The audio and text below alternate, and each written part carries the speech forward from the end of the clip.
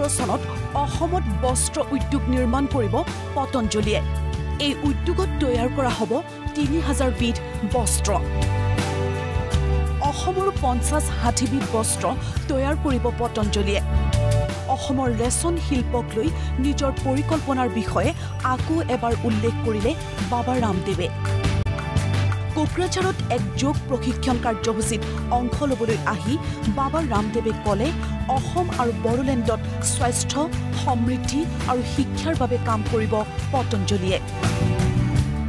तो अगले साल से पतंजलि का टेक्सटाइल का यूनिट शुरू हो रहा है जिसमें हम 3000 तरह के कपड़े बनाएंगे। उसमें मुझे लगता है असम के भी 50-100 तरह के ड्रेस होंगे जो कि हम देश से लेकर के पूरी दुनिया में लेकर के जाएंगे।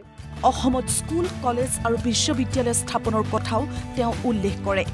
रोमारी में ऑलरेडी हमारा बड़ा स्कूल शुरू हो चुका है। वहाँ कुमारी कट्टा में एक स्कूल अभी शुरू कर दिया, अभी बना दिया है।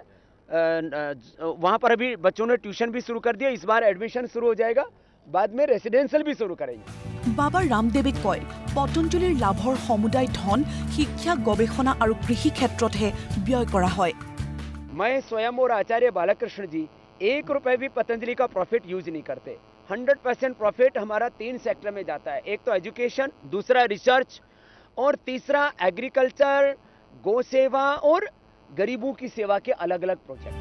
উল্লেখযোগ্য যে কোকৰাঝাৰৰ গ্ৰীণফিল্ডত মঙলবাৰৰ পৰা 3 দিনীয়াকৈ বিনামূলীয়াকৈ যোগ প্ৰশিক্ষণৰ এক কাৰ্যসূচী গ্ৰহণ কৰা হৈছে।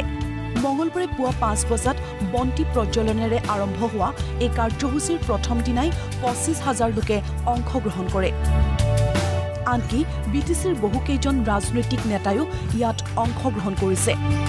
আৰু এই যোগ শিবিৰলৈ আহি বাবা ৰামদেৱে অসম তথা বিটিএডিৰ আৰ্থ-সামাজিক দিশত গুৰুত্ব দিয়াৰ কথা উল্লেখ কৰে। ইয়াৰ পাছতে তেওঁ বিটিচি প্ৰশাসনৰ সৈতে এক গুৰুত্বপূৰ্ণ আলোচনাতো মিলিত হয়।